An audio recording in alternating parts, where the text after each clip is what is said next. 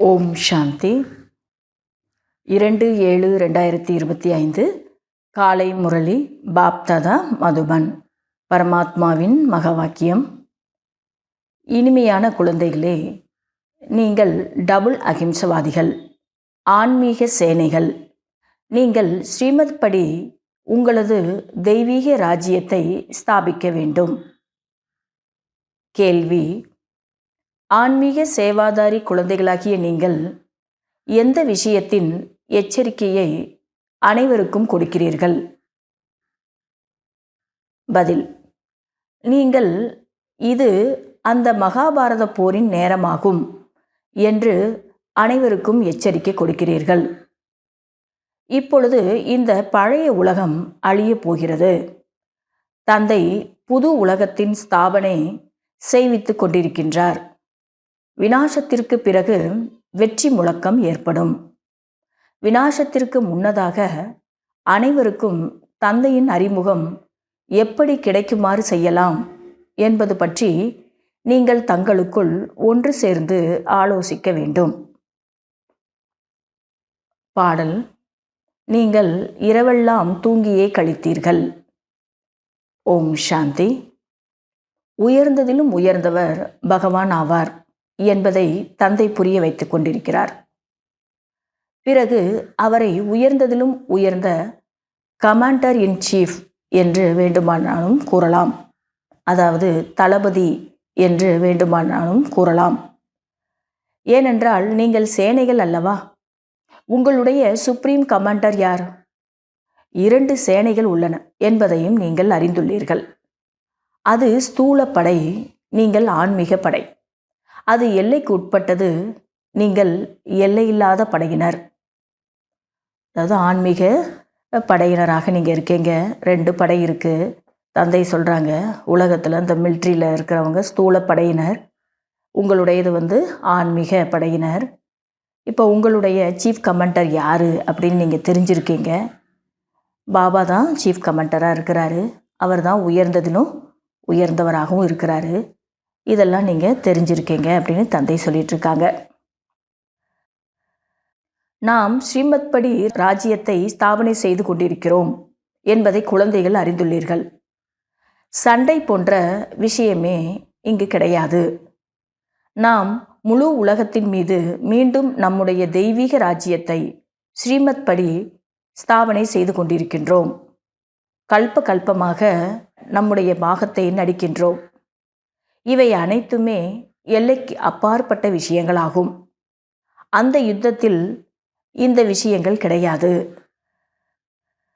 உயர்ந்ததிலும் உயர்ந்தவர் தந்தை ஆவார். அவரை மந்திரவாதி, ரத்தின வியாபாரி, ஞானக்கடல் என்றெல்லாம் கூறுகின்றனர். தந்தையின் மகிமை அளவற்றதாகும். நீங்கள் புத்தியின் மூலமாக தந்தையை மட்டும் நினைவு செய்ய வேண்டும். மாயாவோ நினைவை மறக்க செய்கிறது. நீங்கள் டபுள் அகிம்சவாதிகள், ஆன்மீக சேனையினர். நாம் நமது ராஜ்யத்தை எப்படி ஸ்தாபனை செய்ய வேண்டும் என்ற இதே சிந்தனை உங்களுக்கு உள்ளது. டிராமா அவசியம் செய்விக்கும். முயற்சி செய்ய வேண்டியது இருக்கிறது அல்லவா? அதாவது ட்ராமாவில் எல்லாமே நிச்சயிக்கப்பட்டிருக்கு. கண்டிப்பாக ட்ராமா செய்யத்தான் செய்யும். எல்லாருக்கும் தந்தையினுடைய அறிமுகத்தை நம்ம கொடுக்கத்தான் செய்யணும். நம்முடைய ராஜ்யத்தை ஸ்தாபனை செய்து தான் ஆகணும். இது ட்ராமாவில் அவசியம் ஃபிக்ஸ் ஆகிருக்கு. ட்ராமா செய்ய வைக்கும். இருந்தாலும் நம்ம முயற்சி செய்யணும் இல்லையா அப்படின்னு தந்தை சொல்லிகிட்ருக்காங்க. நல்ல நல்ல குழந்தைகள் தங்களுக்குள் ஆலோசிக்க வேண்டும். மாயாவோடு யுத்தம் உங்களுடையது கடைசி வரை நடந்து கொண்டேதான் இருக்கும். அவசியம் மகாபாரத போர் நிகழப்போகிறது என்பதையும் குழந்தைகள் அறிந்துள்ளீர்கள். இல்லையென்றால் பழைய உலகத்தின் விநாசம் எவ்வாறு ஆகும்? பாபா நமக்கு ஸ்ரீமத் அளித்து கொண்டு இருக்கிறார். குழந்தைகளாகிய நாம் மீண்டும் நமது ராஜ்ய பாக்கியத்தை ஸ்தாபிக்க வேண்டும். இந்த பழைய உலகத்தின் விநாசம் ஆகி மீண்டும் பாரதத்தில் வெற்றி முழக்கம் ஆக வேண்டியுள்ளது. அதற்காக நீங்கள் கருவியாக ஆகியுள்ளீர்கள். பாரதத்தில் வெற்றி முழக்கங்கிறது வரப்போகுது. அதுக்கு நீங்கள் எல்லாரும் நிமித்தமாயிருக்கீங்க. உங்கள் மூலமாக தான் அது நடக்க போகுது அப்படின்னு தந்தை சொல்லிட்டு இருக்காங்க. எனவே தங்களுக்குள் சந்திக்க வேண்டும். எப்படியெல்லாம் நாம் சேவை செய்யலாம்? இப்பொழுது இந்த பழைய உலகத்தின் விநாசமாக போகிறது என்று அனைவருக்கும் தந்தையின் செய்தியை கூற வேண்டும். அதனால தான் வருஷத்துக்கு ஒரு தடவை நம்ம ஐக்கியத்தில் மீட்டிங் கூட வைக்கிறாங்க. என்னென்ன சேவை செய்யலாம் இந்த வருஷம் ஃபுல்லாக அப்படின்னு. அதுபோல் தந்தையும் இன்றைக்கி அதே டைரெக்ஷனை கொடுத்துட்ருக்கிறாரு. உங்களுக்குள்ளே நீங்கள் சந்தியுங்கள், எப்படிலாம் நாம் சேவை செய்யலாம். இந்த பழைய உலகத்தினுடைய விநாசம் கண்டிப்பாக ஆகத்தான் போகுது. அதுக்குள்ளேயும் தந்தையினுடைய அறிமுகத்தை எல்லாருக்கும் கொடுத்துடணும் அப்படிங்கிற செய்தியை நம்ம சொல்லணும் அப்படின்றாரு தந்தை. தந்தை புதிய உலகத்தின் ஸ்தாபனை செய்து கொண்டிருக்கிறார். லௌகிக தந்தை கூட புதிய வீடு கட்டுகிறார் என்றால் குழந்தைகள் குஷி அடைகிறார்கள். பழைய உலகத்தின் விநாசம் கூட எதிரிலேயே உள்ளது. இது அதே மகாபாரத போர் ஆகும். சாஸ்திரங்களில் சொல்லி இருக்கக்கூடிய அந்த மகாபாரத போர் இப்போ உண்மையிலேயே நடைமுறையில் நடக்க போகுது. இது அதே மகாபாரத போர் தான் அப்படின்னு தந்தை சொல்லிட்டு இருக்காங்க. மகாபாரத போருக்கு பின்னால் என்ன என்பதை மனிதர்களோ புரிந்து கொள்வதே இல்லை. அதுக்கப்புறம் என்ன ஆகுது அப்படிங்கிறது அங்கே சாஸ்திரங்களில் காட்டலை. மனிதர்கள் அதனால் புரிந்து கொள்வது இல்லை அப்படின்னு தந்தை சொல்லிட்டு இருக்காங்க. இப்பொழுது நாம் சங்கமயுகத்தில் புருஷோத்தமராக ஆகி கொண்டிருக்கின்றோம் என்பதை நீங்கள் இப்பொழுது உணர்கிறீர்கள். இப்பொழுது புருஷோத்தமராக ஆக்குவதற்காகவே தந்தையும் வந்துள்ளார். இதில் யுத்தம் ஆகியவற்றின் எந்த விஷயமும் கிடையாது. குழந்தைகளே, தூய்மை இல்லாத உலகத்தில் ஒருவரும் தூய்மையாக இருக்க முடியாது. மற்றும் தூய்மையான உலகத்தில் ஒருவர் கூட தூய்மையற்றவராக இருக்க முடியாது என்று தந்தை உங்களுக்கு புரிய வைத்திருக்கிறார். இவ்வளவு சிறிய விஷயத்தை கூட யாருமே உலகத்தில் புரிந்து கொள்வது இல்லை. குழந்தைகளாகிய உங்களுக்கு அனைத்து படங்களின் சாரம் புரிய வைக்கப்பட்டிருக்கிறது. நீங்கள் மட்டுமே சங்கம யுகத்தினர் ஆவீர்கள். லட்சியம் நோக்கமான இந்த லட்சுமி நாராயணர் முற்றிலுமே சரியானதாக ஆகும். நம்முடைய லட்சியம் என்னன்னா லட்சுமி நாராயணர் ஆகிறது. அந்த படம் கூட முற்றிலும் சரியா இருக்கு அப்படின்னு தந்தை சொல்றாங்க. பக்தி மார்க்கத்தில் சத்திய நாராயணர் கதை, மூன்றாவதின் கதை, அமர கதை கூறுகிறார்கள்.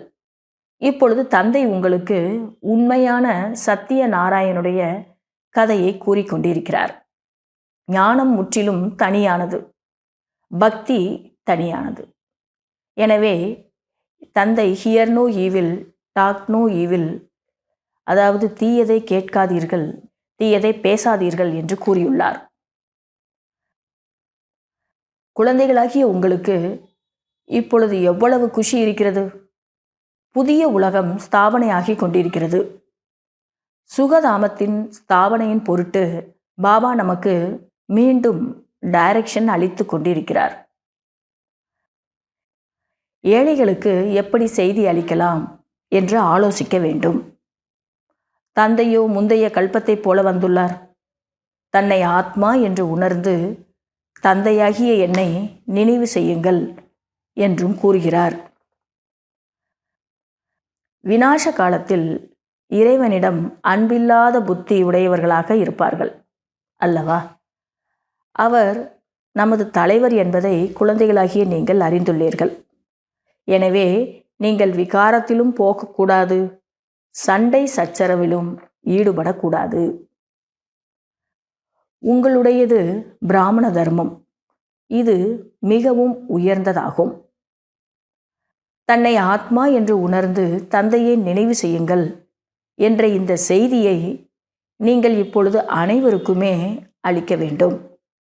செய்தி அளிப்பதுதான் உங்களுடைய வேலையாகும். எப்படி தந்தையின் மகிமை அளவற்றதாக இருக்கிறதோ அதே போல இந்த பாரதத்திற்கும் கூட மிகுந்த மகிமை உள்ளது. தந்தை வர வேண்டியதே இந்த கடைசி நேரத்தில்தான். இந்த முழு கல்பத்திலையும் கடைசி நேரத்தில் தான் தந்தை வர்றாரு.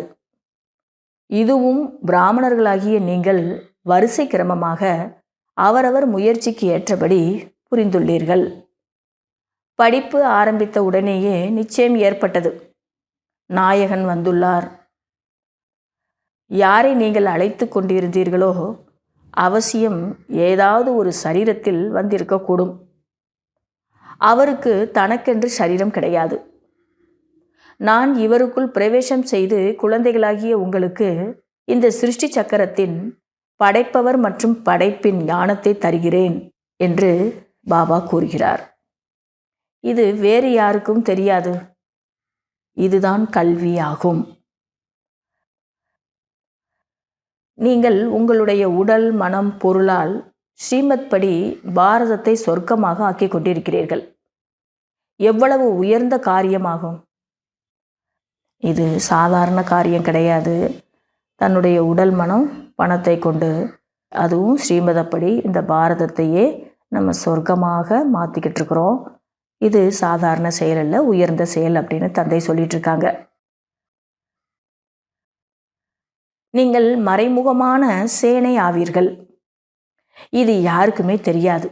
நம்ம பிராமணர்களாக இருக்கிறோம், நம்ம சேனைகளாக இருக்கிறோம்.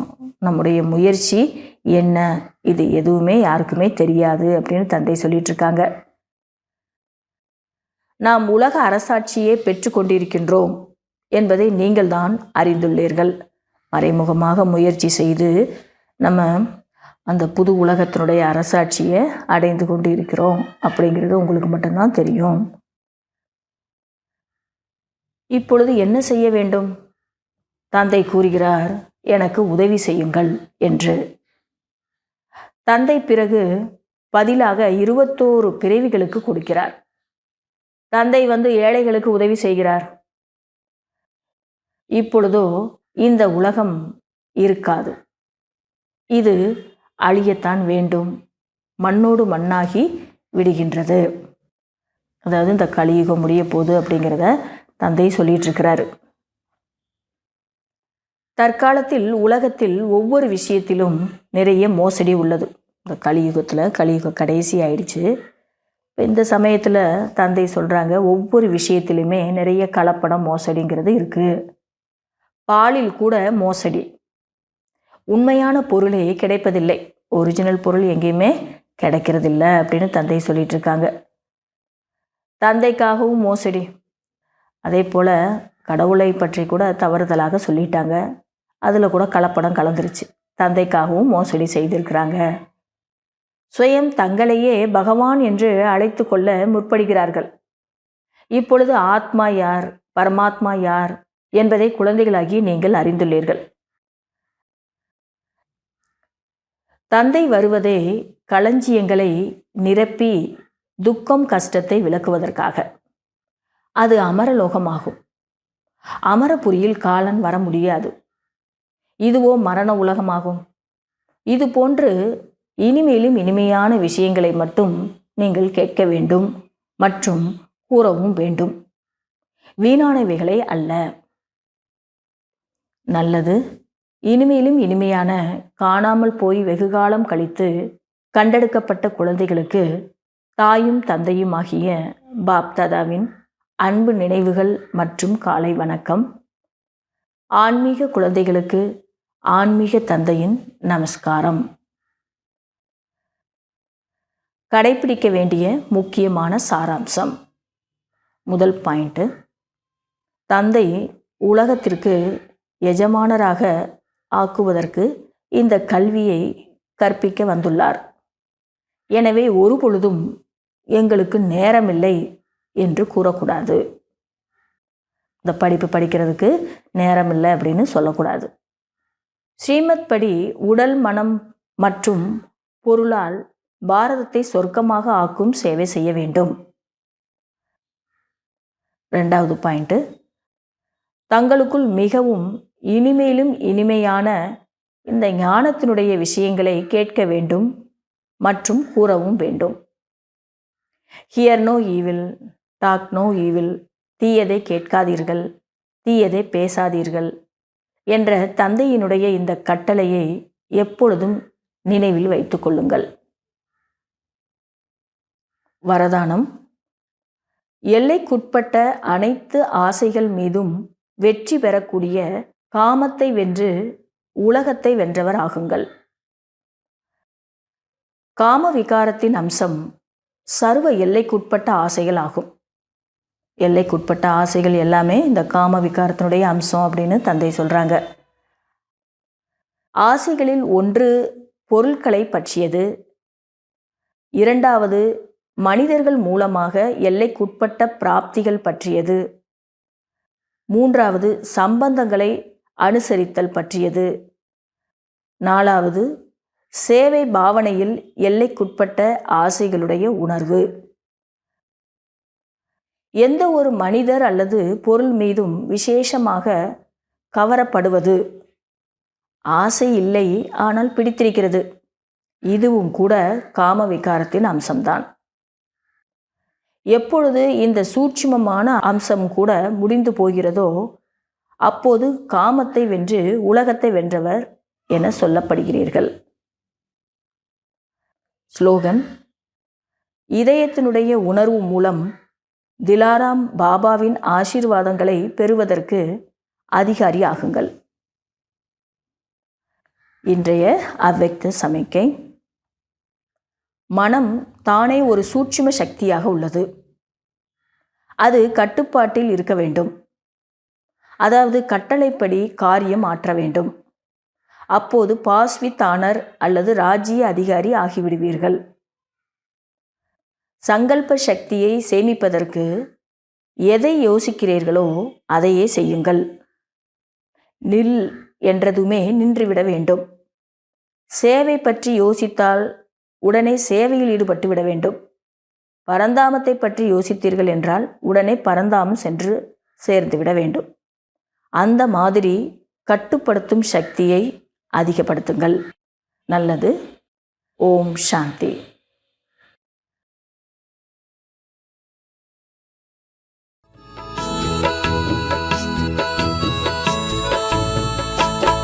சதா குஷி என்றோ எங்கள் ஞான வாழ்விலே, சதா குஷி என்றோ எங்கள் ஞான வாழ்விலே, பரந்தாமம் செல்வோம் வாருங்களே, பரந்தாமம் செல்வோம் வாருங்களே.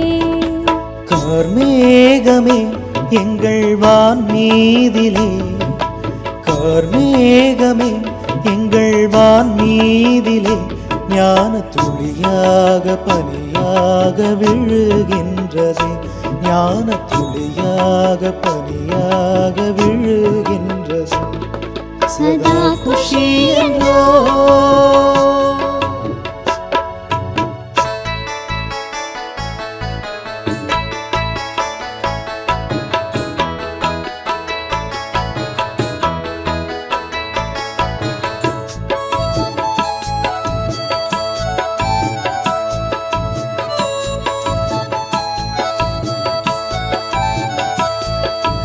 நேற்றோடு மறந்தோம் எங்கள் சோகத்தை, இன்றோ நாங்கள் உங்கள் மடியிலே.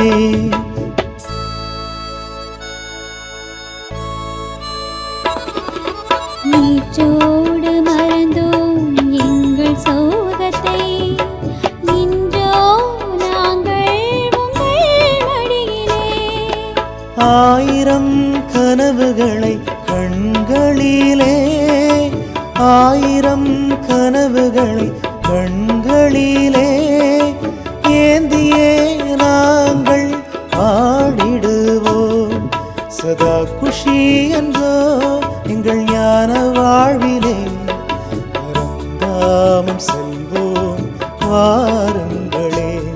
சதா குஷி என்றோ எங்கள் ஞான வாழ்விலே, சதா குஷி என்றோ எங்கள் ஞான வாழ்விலே, பரந்தாமம் செல்வோம் வாருங்களே, பரந்தாமம் செல்வோம் வாருங்களே.